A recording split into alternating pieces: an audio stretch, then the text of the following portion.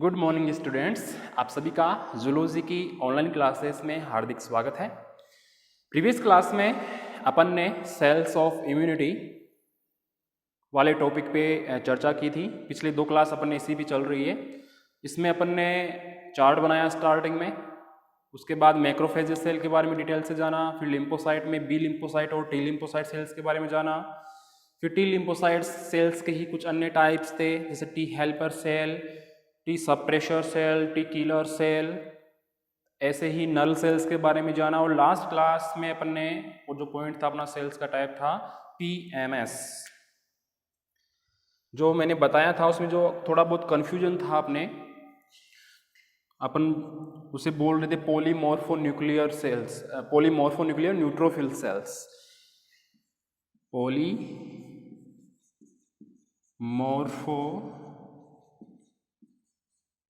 मॉर्फोन्यूक्लियर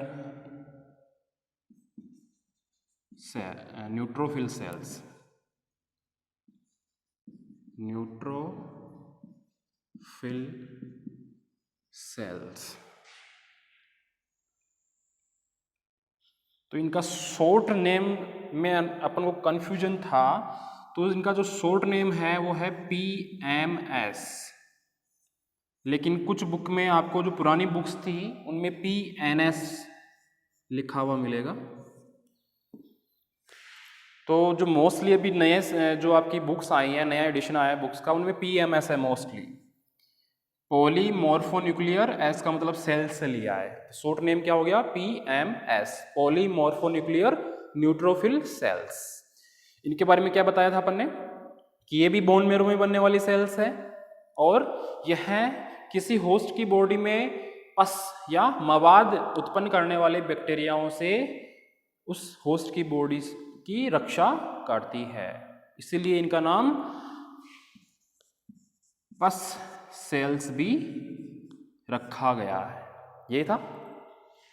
इसके अलावा कुछ आपके डाउट्स है जो कुछ स्टूडेंट्स ने पूछे हैं, वो भी क्लियर कर लेते हैं अपन। एक जो डाउट पूछा गया था वो ये था कि सर ये इंटरफेरोन क्या होते हैं।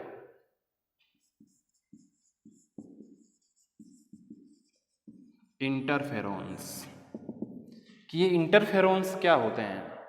इंटरफेरोन्स एक प्रकार के ग्लाइकोप्रोटीन होते हैं। क्या होते हैं? ग्लाइकोप्रोटीन होते हैं। जो इंटरफेरोन्स आपका डाउट था तो उसमें आप समझना कि इंटरफेरोन्स क्या है। इंटरफेरोन्स एक प्रकार के ग्लाइकोप्रोटीन होते हैं। यह अगर किसी होस्ट की बॉडी में कोई वायरस इन्फेक्शन कर रहा है, क्या कर रहा है, कोई वायरस इन्फेक्शन कर रहा है, तो उस होस्ट की बॉडी की जो सेल्स है उनके द्वारा ये ग्लाइकोप्रोटीन, जिन्हें अपन क्या बोल रहे हैं, इंटरफेरोन्स, रिलीज किए जाते हैं ताकि वो वायरस इन्फेक्शन ना फैला सके उस होस्ट की बॉडी में। तो जब ये उस होस्ट की बॉडी के माध्यम से, ये सेल्स के माध्यम से ये ग्लाइकोप्रोटीन या इंटरफेरोन रिलीज किए जाएंगे, तो ये उस वायरस का जो जेनेटिक मटेरियल है, डीएनए या आरएनए, उसको नष्ट करके उस वायरस को मार देंगे। क्लियर है? तो इंटरफेरोन्स क्या है? एक प्रकार के ग्लाइकोप्रोटीन्स है जो किसी होस्ट की बॉडी में अगर कोई वायरस इन्फेक्शन करता है तो उसकी सेल्स द्वारा रिलीज किए जाते हैं और उस वायरस को, उसके डीएनए या आरएनए को नष्ट करके उस वायरस को मार दिया जाता है। यह है इंटरफेरोन्स। क्लियर है? एक डाउट जो पूछा था आपने, ऑप्सिनेशन,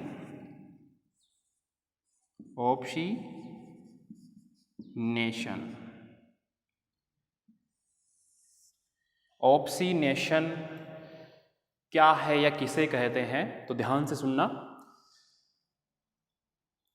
अपनी ही बॉडी में कुछ ऐसी सेल्स, अब सेल्स भी कौन सी, एंटीबॉडीज, यानी कुछ एंटीबॉडीज जिन्हें ऑप्सोनिन्स, क्या नाम है उनका,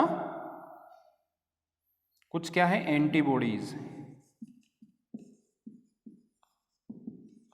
कुछ एंटीबॉडीज हैं जिन्हें बोला जा रहा है ऑप्सोनिन्स, ऑप्सोनिन्स। यह ऑप्सोनिन्स जो एक प्रकार की एंटीबॉडी है, यह फेगोसाइटोसिस की रिएक्शन को उद्दीपन देने का काम करती है। उद्दीपन का मतलब क्या है? इंग्लिश में स्टिमुलस, और सिंपल वर्ड में बोले तो संकेत देना किसी को, या आदेश देना, या मैसेज देना।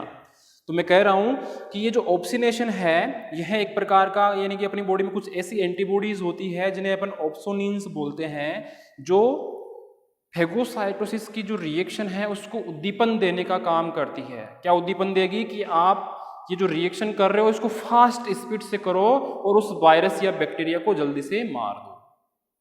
समझ में आ रहा है? एक डायग्राम बनाता हूं, उसमें और क्लियरली समझ में आएगा आपके।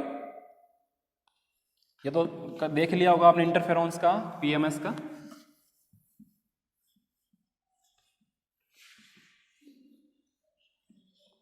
यहां तक तो समझ में आ गया होगा आपको कि ऑप्सिनेशन में क्या है, एक प्रकार का ये जो कुछ एंटीबॉडीज होती है जिन्हें ऑप्सोनिन्स बोलते हैं, और ये जो रिएक्शन हो रही है कुछ एंटीबॉडी जिन्हें ऑप्सोनिन्स बोल रहे हैं, जो फेगोसाइटोसिस की रिएक्शन को उद्दीपन देने का काम कर रही है या मोस्टली इस रिएक्शन में भाग ले रही है और उस फेगोसाइटोसिस की रिएक्शन को फास्ट स्पीड से होने के लिए प्रेरित कर रही है। तो इस क्रिया को ऑप्सिनेशन कहा है क्योंकि इसमें ऑप्सोनिन नामक एंटीबॉडी भाग ले रही है, इसीलिए क्या बोल रहे हैं? ऑप्सिनेशन। अब एक डायग्राम से समझना इस रिएक्शन को। मान लेते हैं कि ये कोई Y जैसी, या नॉर्मल ऐसा ही रहने तो, आपकी बुक में तो ऐसे डबल बताया गया है। ये कोई एंटीबॉडी है प्लस ये कोई एंटीजन है। ये एक एंटीबॉडी और बना देता हूं मैं। ये है एंटीबॉडी,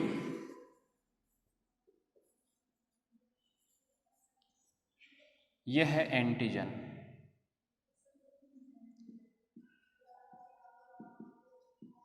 ठीक है, एक तरफ है एंटीबॉडी, दूसरी तरफ है एंटीजन। अब होगा क्या? जैसे मान लो कि मैक्रोफेजेस सेल है, मैक्रोफेजेस सेल फेगोसाइटोसिस की रिएक्शन करती है मोस्टली। ठीक है, तो नॉर्मल तो अगर फेगोसाइटोसिस की रिएक्शन हो तो क्या होगा? मैक्रोफेज सेल है, मैक्रोफेज सेल क्या करेगी?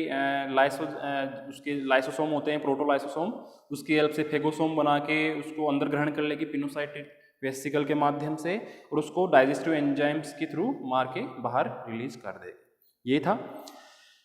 लेकिन मान लो अगर एक तरफ है एंटीबॉडी और एक तरफ है एंटीजन। नॉर्मल वे में देखा जाए तो ये एंटीजन जो है या जो एंटीबॉडी है इस एंटीजन से आके जुड़ जाएगी। ये होगा, ये लो जी, इससे आके यहाँ पे जुड़ गई, या किसी इसके एक भाग यहाँ पे जुड़ गई, कहीं पर भी मान लो। लेकिन ऑप्सिनेशन में क्या होगा? ऑप्सिनेशन में ये होगा कि एक स्पेशल टाइप की एंटीबॉडी, ऐसी एक प्रकार का एंटीबॉडी है, लेकिन ये स्पेशल टाइप की एंटीबॉडी जिन्हें अपन बोल रहे ऑप्सोनिन्स, यह इस एंटीजन से जुड़कर जो फेगोसाइटोसिस की रिएक्शन होगी उसको फास्ट स्पीड से करने में हेल्प करेगी। यानी कि इस ऑप्सोनिन के पास भी ये हो गया आपका ऑप्सिनेशन। इसे अपन प्रदर्शित कर सकते हैं ऑप्सिनेशन से। ये क्या है? एक प्रकार की एंटीबॉडी है। ठीक है, तो इसने क्या किया? जैसे मान लो कि यहाँ पे ये यहाँ पे और दर्शा देते हैं अपन ऐसे ऐसे। ये कोई सेल है, फॉर एग्जांपल मैक्रोफेज सेल का एग्जांपल लिया था पहले भी अपन ने।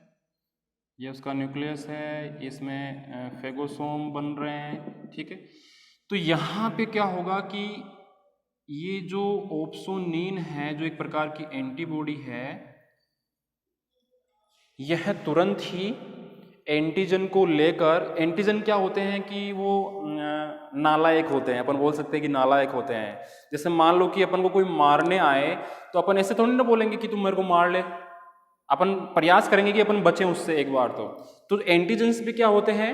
खुद को बचाने की कोशिश करते हैं कि मेरे को मारा नहीं जाए फेगोसाइटोसिस के माध्यम से।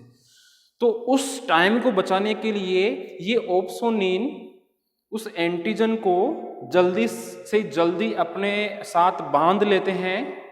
इसके पास क्या होती है, बॉन्ड साइट होती है, अटैचमेंट साइट होती है, जिससे क्या है कि ये एंटीबॉडी के साथ जल्दी से एंटीजन को बांध देती है और जल्दी से फास्ट स्पीड से फेगोसाइटोसिस की रिएक्शन को उद्दीपन देती है रिएक्शन करने के लिए। इसे अपन क्या बोलेंगे, ऑप्सिनेशन। समझ में आ गया? अब डायग्राम से आप समझ सकते हो, एक तरफ है एंटीबॉडी, दूसरी तरफ है एंटीजन। अपन को पता है कि जो एंटीबॉडी है एंटीजन से जुड़ेगी, तो अपने यहाँ पे इसको जोड़ दिया है। लेकिन यहाँ पे कुछ स्पेशल टाइप की या कुछ एंटीबॉडी जिन्हें ऑप्सोनिन्स बोल रहे हैं, ये वाली, ये इस प्रोसेस को फास्ट स्पीड से करेगी और मैक्रोफेज जो सेल्स है जो फेगोसाइटोसिस की रिएक्शन करेगी उसको उद्दीपन देगी फास्ट स्पीड से कि आप जल्दी से जल्दी फेगोसाइटोसिस की रिएक्शन करो और उस एंटीजन को मारो। क्योंकि एंटीजन के पास क्या है, विरोध करने का कैरेक्टर है कि मेरे को नहीं मारो मत, मेरे को मारो मत, घूमने दो, अभी इन्फेक्शन करने दो।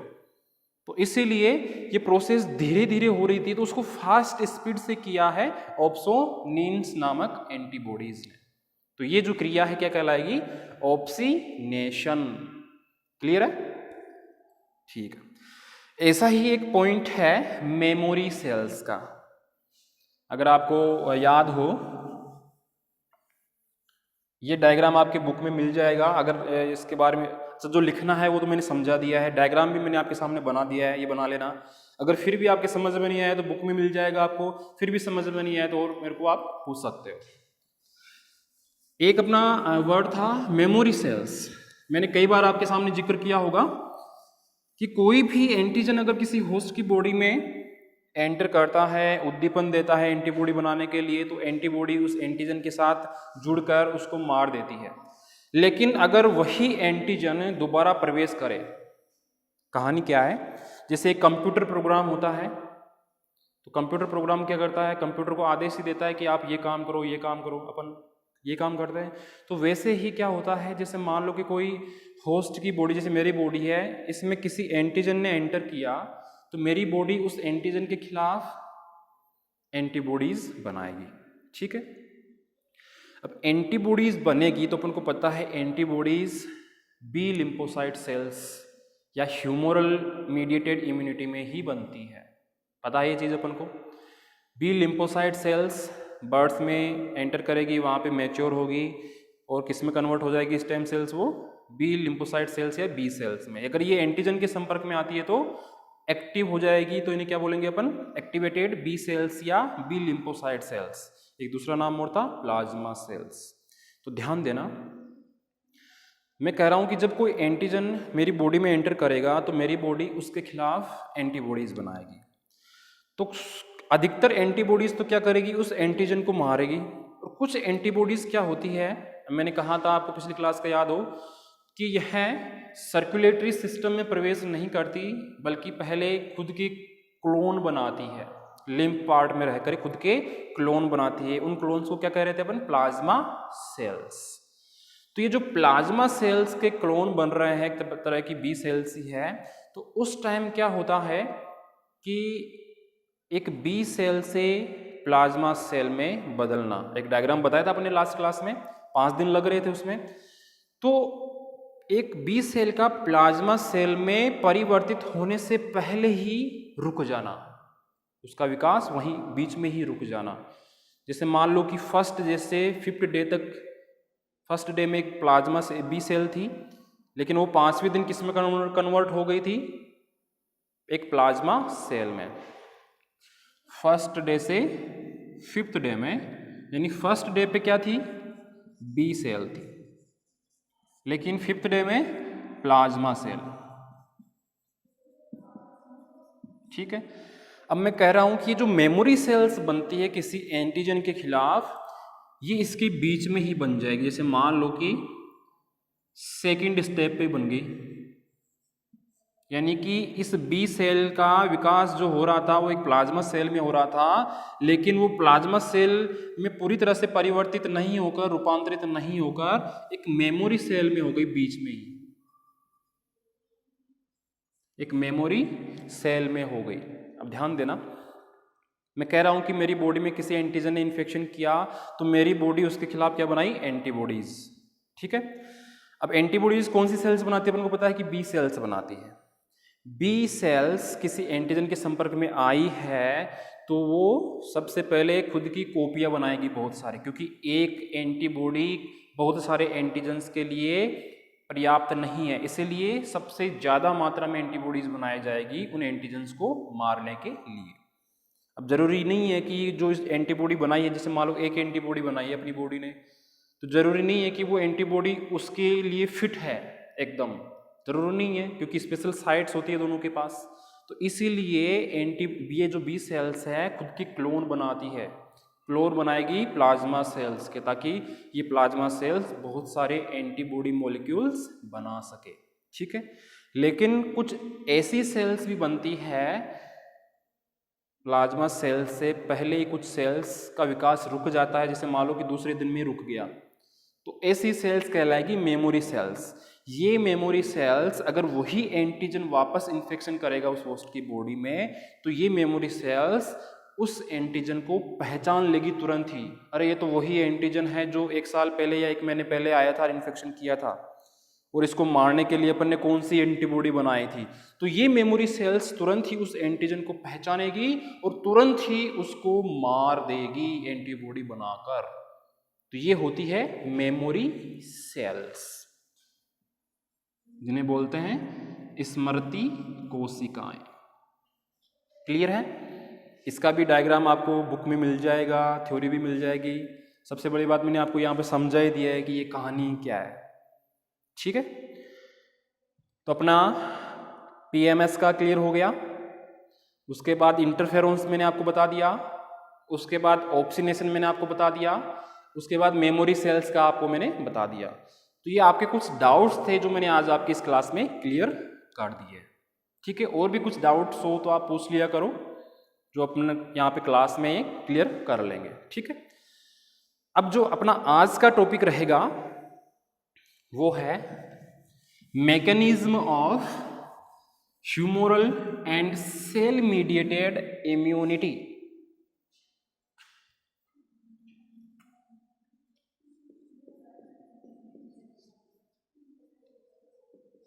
mechanism of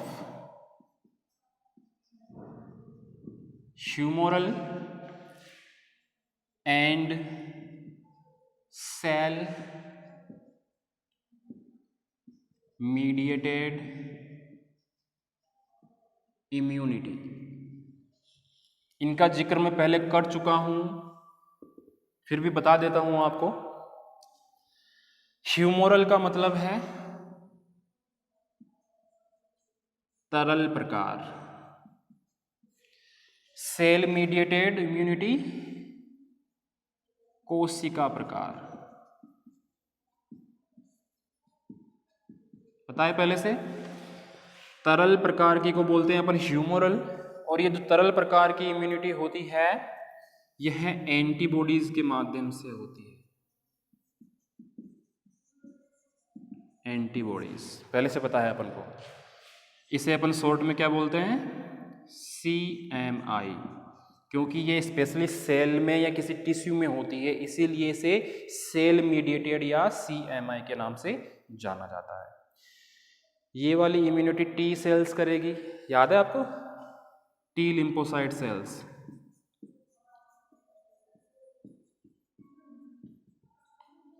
बताया था पहले चार्ट में मैंने आपको, ये वाली बी लिम्फोसाइट या बी सेल्स। क्लियर है? अब अपन को देखना है, तो नॉर्मल अपन को पहले से पता है कि कौन सी टाइप की इम्यूनिटी कौन सी सेल्स करती है। ठीक है, और इसमें स्पेशल कौन सी सेल्स बनाई जाती है। अपन को देखना है आज मैकेनिज्म की रिएक्शंस होती कैसे। तो ध्यान से सुनना, किसी होस्ट की बॉडी में कोई एंटीजन बाहर से या अंदर से उद्दीपन दे रहा है, तो उस होस्ट की बॉडी रिस्पॉन्स शो करेगी या प्रतिक्रिया दर्शाएगी। तो अपन इसे क्या बोलेंगे? प्रतिरक्षा प्रतिक्रिया। पहले से पता है अपन को? प्रतिरक्षा प्रतिक्रिया, जिसे अपन बोलेंगे इम्यून रिस्पॉन्स।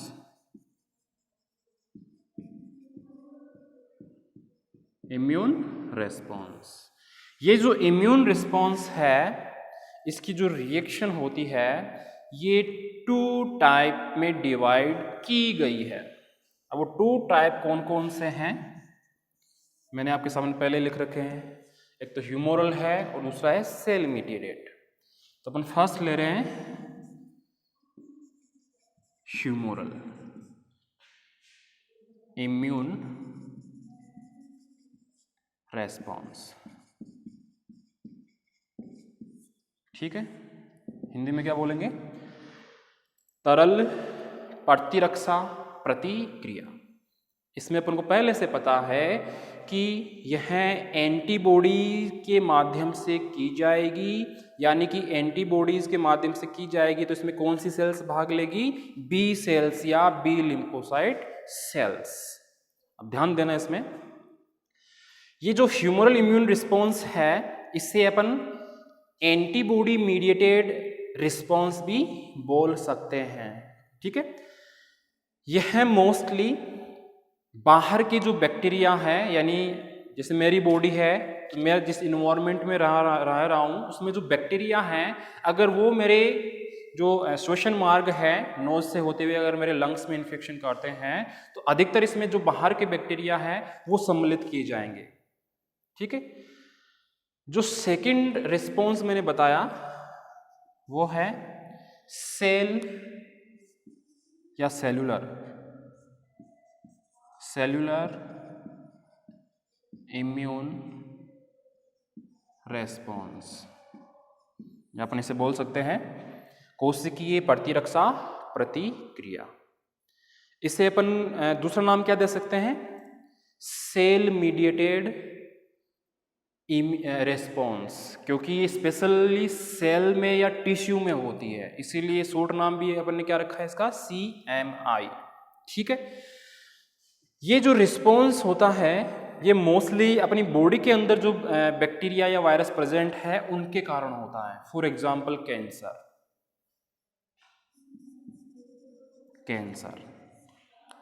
कैंसर मोस्टली अपनी बॉडी में अगर कोई बैक्टीरिया या कोई डिफिकल्टी डेवलप होती है किसी एंटीजन के कारण, तो उसके कारण कैंसर हो जाता है, अपन ने देखा है कई बार। तो वो एक एग्जाम्पल है किसका? सेलुलर इम्यून रिस्पॉन्स का, क्योंकि कैंसर स्पेशली किसी टिश्यू में या सेल में ही होता है। जैसे यहाँ पे गले में हो गया, ब्रेस्ट में हो गया, तो अपन बता सकते हैं कि कैंसर जो है एक प्रकार का सेलुलर इम्यून रिस्पॉन्स के कारण ही होने वाला डिजीज है या रोग है। तो ये 2 टाइप के रिस्पॉन्स थे जो किसी एंटीजन ने होस्ट की बॉडी में एंटर किया तो उस होस्ट की बॉडी ने एक रिस्पॉन्स दिया, प्रतिक्रिया दी। उस प्रतिक्रिया को अपन ने इम्यून रिस्पॉन्स कहा, प्रतिरक्षा प्रतिक्रिया कहा। ये जो इम्यून रिस्पॉन्स है ये 2 टाइप का था। इसमें पहला अपन ने देखा ह्यूमोरल इम्यून रिस्पॉन्स, जिसे अपन हिंदी में बोलेंगे तरल प्रतिरक्षा प्रतिक्रिया, और दूसरा सेलुलर इम्यून रिस्पॉन्स, जिसे अपन हिंदी में क्या बोलेंगे? कोशिकीय प्रतिरक्षा प्रतिक्रिया। इन दोनों में मैंने आपको डिटेल में बता दिया है। इस वाले रिस्पॉन्स में आउटर बैक्टीरिया इन्फेक्शन करेंगे, जिसे श्वसन मार्ग से एंटर कर गए। दूसरे में अपनी बॉडी के अंदर पहले से अगर कोई बैक्टीरिया अवेलेबल है तो वो वाले इसमें बैक्टीरिया सेलुलर इम्यून रिस्पॉन्स दर्शाएंगे। तो उनसे एग्जाम्पल लिया है मैंने कैंसर का। क्लियर है? अब सबसे पहले अपन जो बात करेंगे इसमें, ये तो 2 रिस्पॉन्स की बात अपन ने बात कर ली। सबसे पहले अपन बात करेंगे वो है ह्यूमोरल इम्यून रेस्पॉन्स, कि ये क्या होता है, कैसे होता है, इनमें किस टाइप की फेजेज आती है, वो सारी डिटेल में अपन बात करेंगे। वो बात करेंगे अपन नेक्स्ट क्लास में। आज के लिए बस इतना ही। धन्यवाद।